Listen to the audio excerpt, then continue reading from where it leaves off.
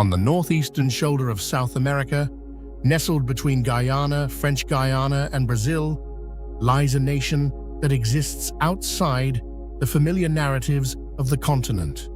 It is a country defined not by towering Andean peaks or sprawling pampas, but by a profound, overwhelming green. This is a land where the forest is not just a feature of the landscape, it is the landscape itself, a vast, breathing wilderness that covers more than 90% of its territory, one of the highest percentages of forest cover of any nation on Earth. This is Suriname. From the air, it appears as one of the last great forested frontiers, a world of winding rivers, hidden waterfalls, and a biodiversity that is still being discovered. The light here is filtered, soft and humid, imbued with the earthy scent of the rainforest floor and the sweet fragrance of tropical blossoms. The great rivers, stained the color of rich tea by the tannins of the forest, are the arteries of this wilderness, carrying stories from the deep interior out to the coast. To look closer, beyond the edge of this immense wilderness, is to discover a human story of extraordinary complexity and resilience. It is a story of a society woven from the threads of indigenous, African, Asian, and European cultures, creating one of the most diverse and harmonious nations in the world. This is a story not of isolation, but of a deep and abiding connection to the forest that shelters, to the rivers that connect, and to the vibrant, multicultural communities who call this unique corner of the world home. This is the story of life in Suriname.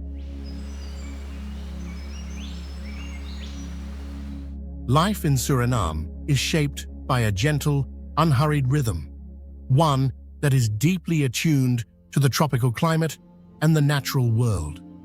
The day begins early to take advantage of the cooler morning hours. In the capital city of Paramaribo, a UNESCO World Heritage Site, the morning routine starts with the scent of freshly baked bread. The local bakeries, or bakerijen, are the first hubs of activity, where people gather for warm rolls, pastries, and the first conversations of the day. The city's streets, a unique grid of Dutch colonial planning adapted to a tropical setting, slowly come to life. Shopkeepers open their doors, government workers make their way to offices, and the vibrant central market begins to buzz with the arrival of fresh produce from the countryside. Here, the air is thick with the smell of ripe mangoes, fiery Madame Jeanette peppers, and the sound of friendly haggling, a daily social ritual as much as a commercial one. Further inland, along the banks of the great rivers, like the Suriname or the Cuisine, life awakens to a different soundtrack. The day begins not with the sound of traffic, but with the call of a toucan or the splash of a paddle in the water. In the small riverside villages, the river is the main street, the source of food, and the primary means of connection to the outside world. The morning is a time for practical tasks, mending fishing nets, tending to small agricultural plots of cassava and plantains, or preparing children for the boat ride to school. In the deep interior, within the indigenous and maroon communities, life is even more intimately tied to the forest. Here, the day is governed by ancient traditions and a profound spiritual connection to the land. The morning might begin with the rhythmic scraping of cassava roots for bread, a communal activity filled with conversation and song, or a walk into the forest to gather medicinal plants. Across these diverse settings, the family is the undisputed cornerstone of Surinamese society. It is a powerful, multi-generational unit that forms the bedrock of community life. Homes are sanctuaries of warmth and hospitality, places where the lines between family and neighbors are often beautifully blurred. The front porch, or stoop, is an essential social space, an open-air living room where neighbors greet each other and stories are exchanged in the cool of the evening. There is a powerful sense of collective responsibility, an unspoken understanding that the well-being of the individual is inseparable from the well-being of the whole. This spirit of community is not an abstract ideal. It is a daily reality, expressed in the simple act of sharing a meal with a neighbor, helping to repair a community building, or coming together to celebrate a local festival.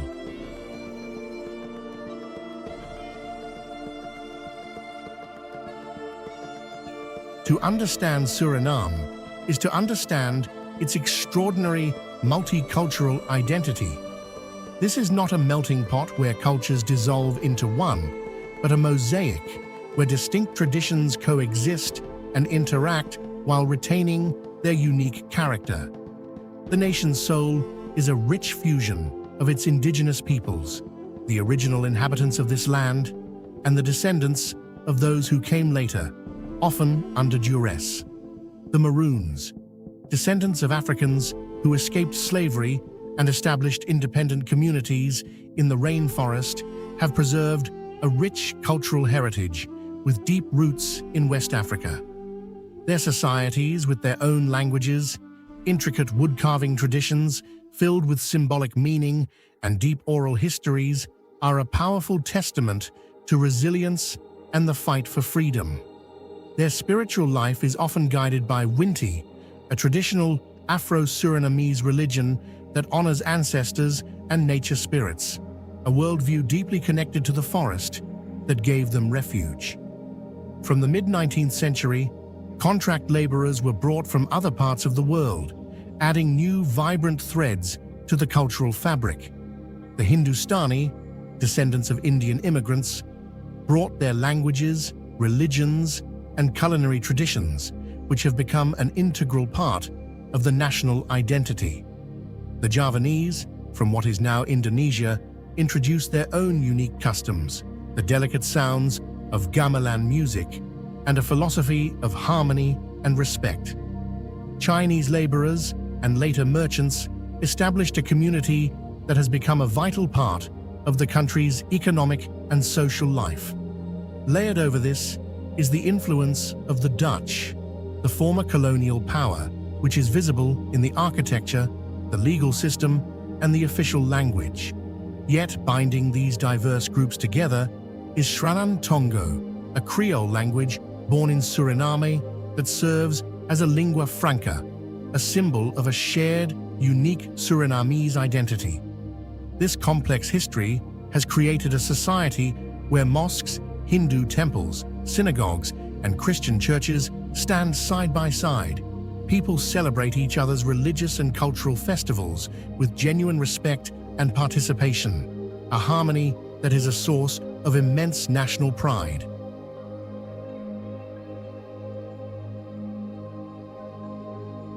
The Surinamese economy is a story of immense natural wealth and the ongoing challenge of sustainable development.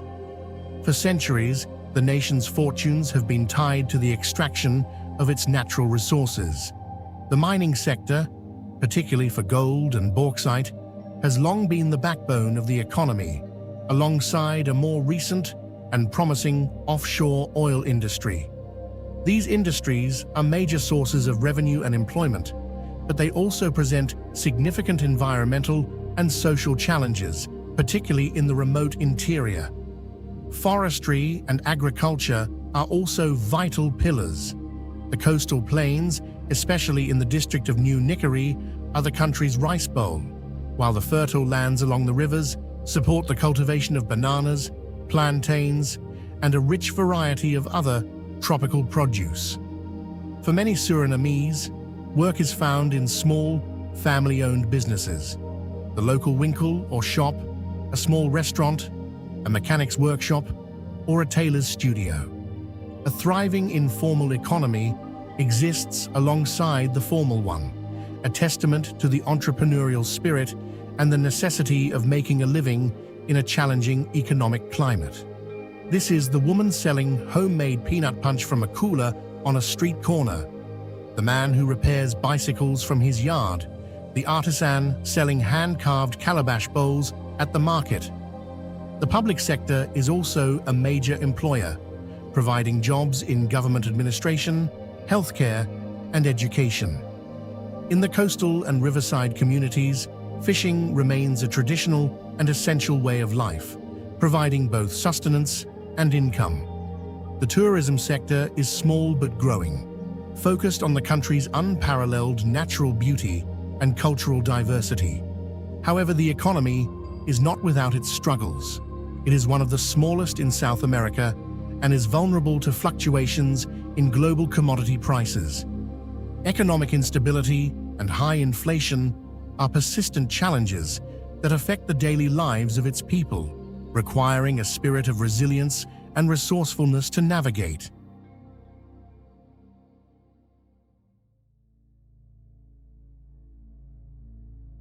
The cost of living in Suriname is a daily balancing act for most families. In Paramaribo, the cost of housing can be relatively high, especially in the more desirable neighborhoods. In smaller towns and rural villages, however, rent and property prices are significantly more affordable. The true challenge for many households lies in the cost of everyday goods. While locally grown produce, like cassava, plantains, and a wide variety of tropical fruits and vegetables, is fresh and affordable at the local markets, a significant portion of consumer goods must be imported. This reliance on imports, from cars and electronics to packaged foods, means that prices are heavily influenced by international exchange rates and shipping costs, making them expensive relative to local incomes. Families manage their budgets with careful planning and a culture of resourcefulness. Many people maintain small kitchen gardens to supplement their groceries. Community-based financial systems, like informal savings clubs known as Casmoni, are common, allowing members to pool their money for larger purchases. In smaller communities, bartering is still a part of life. A fisherman might trade part of his catch for vegetables from a neighbor's garden. A culture of self-sufficiency is deeply ingrained. People learn to repair their own appliances, mend their own clothes, and make do with what they have. This practical mindset is not born of poverty, but of a long history of island-like isolation, where relying on oneself and one's neighbors was the only way to thrive. Managing everyday expenses requires a practical mindset, a strong reliance on community support networks, and a deep understanding of how to make the most of local resources.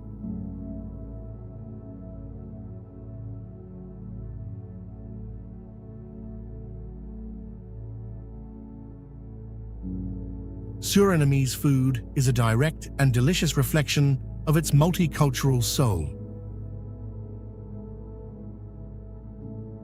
The cuisine is a vibrant fusion of indigenous, African, Indian, Javanese, Chinese, and European flavors, creating a culinary landscape that is unique in South America.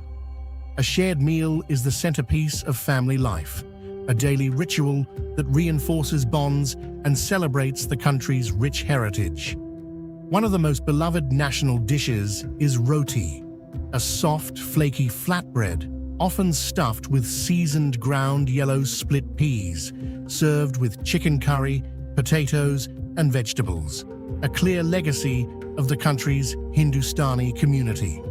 Pom, another iconic dish, is a savory oven-baked casserole made from the root of the pomtaja plant, typically filled with chicken and citrus juice, with roots in the country's Jewish heritage.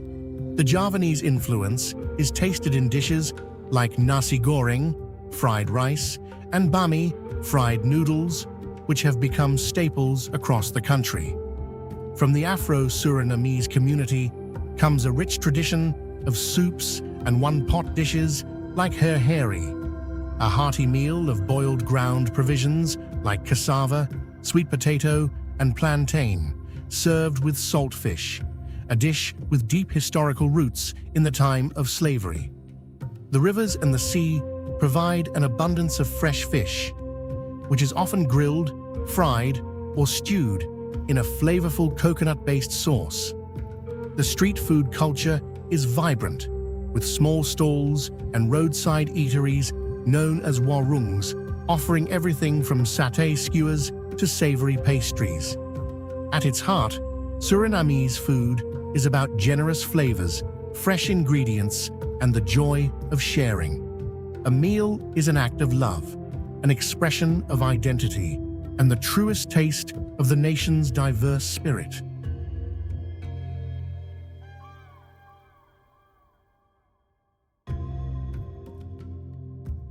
To truly understand life in Suriname is to understand its relationship with nature. The vast tropical rainforest is not a distant wilderness. It is an active, powerful presence that shapes the lives, livelihoods, and spiritual beliefs of the people.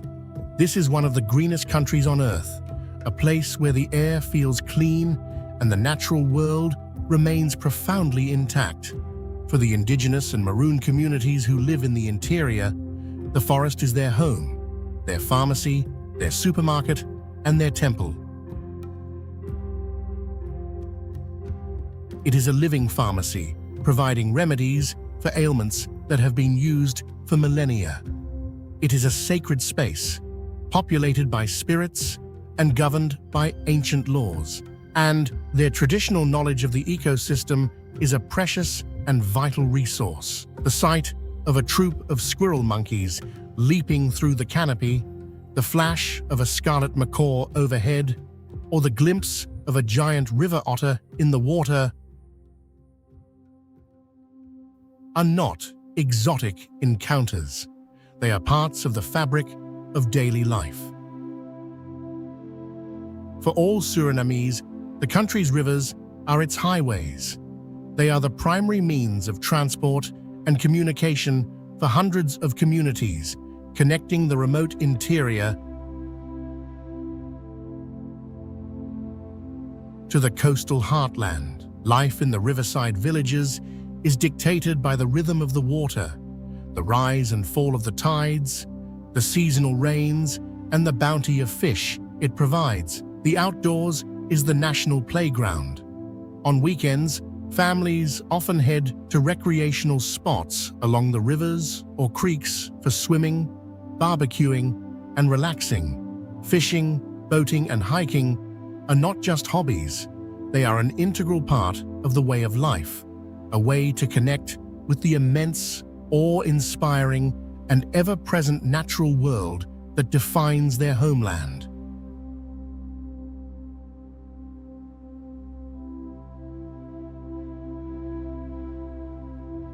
Modern life in Suriname is a study in contrasts, a blend of 21st century convenience and the persistent realities of a developing nation.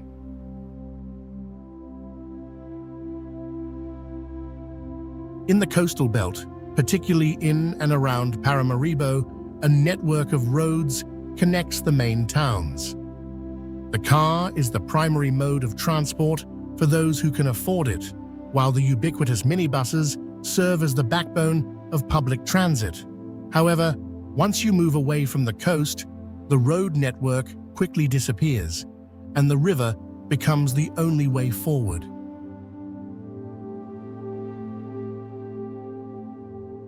The korjal, a long, skillfully crafted wooden canoe, is the essential vehicle of the interior.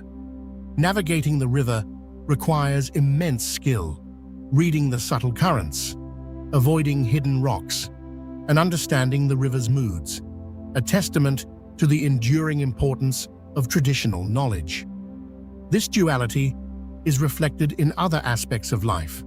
It is possible to have high-speed internet access in the capital, yet in a rainforest community just a few hours away by boat, electricity might be supplied by a generator for only a few hours a day. The healthcare and education systems are centered in the urban areas, presenting significant challenges for those living in remote regions. Life in Suriname is a constant navigation between these two realities. A society that is connected to the globalized world while still being deeply rooted in a way of life that is governed by the forest and the river. It is a carefully constructed balance, a testament to the people's ability to adapt and innovate while preserving what they hold most dear.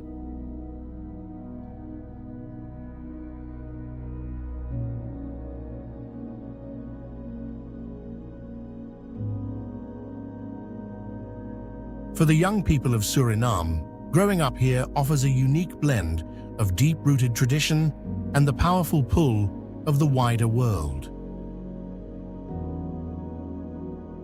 The education system provides a strong foundation, with public schools and several institutions of higher learning, including the Anton de Kom University of Suriname. The curriculum instills a deep sense of the nation's multicultural heritage, preparing students for life in a diverse and complex society. However, upon completing their education, many young Surinamese face a familiar challenge: a limited number of opportunities in specialized professional fields. This reality often leads them to look abroad, particularly to the Netherlands, for higher education and career prospects. This period away from home is a modern rite of passage, a chance to gain new skills and experience the world. But the pull of home, the deep-seated connection to family, community, and the unique Surinamese way of life is incredibly strong. Social media and messaging apps create a constant, invisible bridge, connecting the diaspora to the daily lives of those back home. Many feel a powerful desire to return, to bring their new knowledge and perspectives back to contribute to their country's development. They are the artists, entrepreneurs, and innovators who are building the future of Suriname, creating new businesses and social initiatives. The great challenge is to foster an economy that can provide enough diverse and rewarding opportunities to keep its talented young generation at home, ensuring a sustainable and prosperous future for the nation.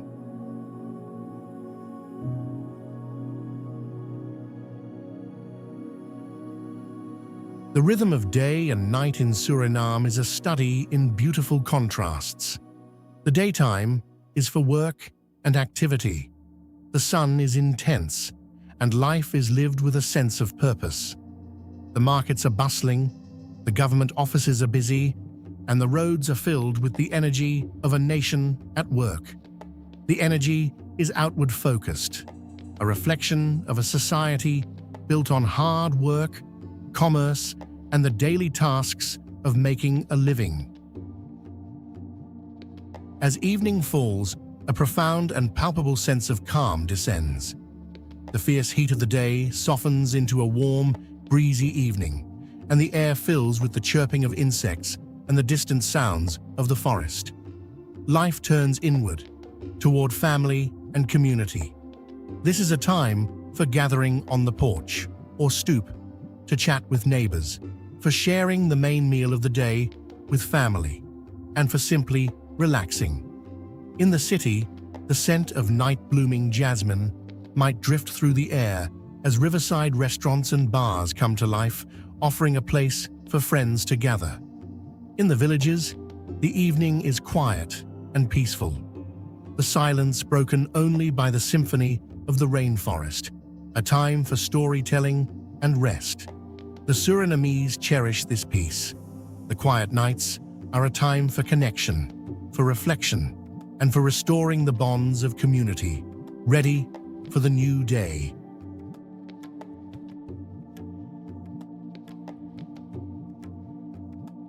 Life in this beautiful and diverse corner of the world is not without its significant challenges. The economy's heavy reliance on natural resource extraction makes it vulnerable and creates a constant tension between economic development and environmental conservation. Protecting the pristine rainforest, one of the country's greatest treasures, from the pressures of illegal gold mining and unsustainable logging is an ongoing and critical battle. Economic instability and high inflation create daily hardships for many families. The infrastructure, particularly in the remote interior, is limited, making access to quality healthcare, education, and other basic services a persistent struggle for a significant portion of the population. The country is also highly vulnerable to the effects of climate change, particularly flooding in its low-lying coastal areas where the majority of the population lives. And like many young democracies, it faces the ongoing task of strengthening its institutions and ensuring stable, transparent governance. These are the complex realities that the people of Suriname grapple with every day, with a characteristic blend of pragmatism, resilience, and a deep sense of shared responsibility.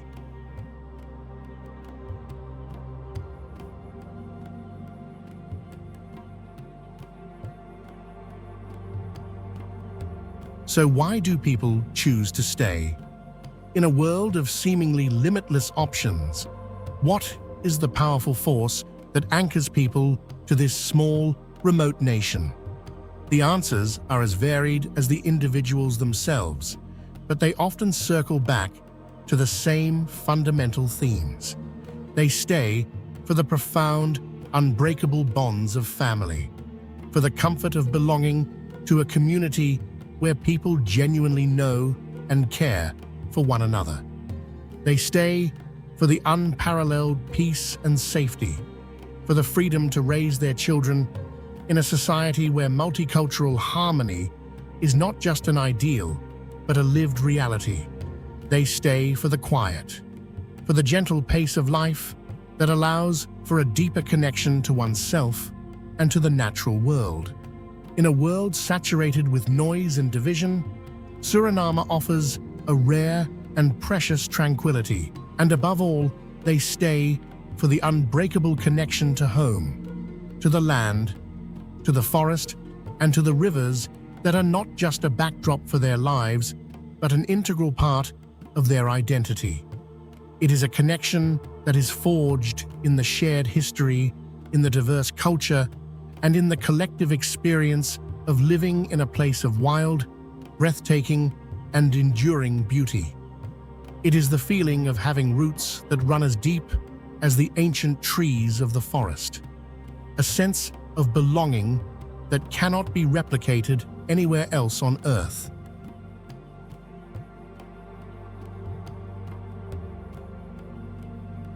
Suriname exists in a delicate and beautiful balance between its many cultures and its shared national identity, between the untamed wilderness of its interior and the vibrant life of its coast, between a complex past and a hopeful future.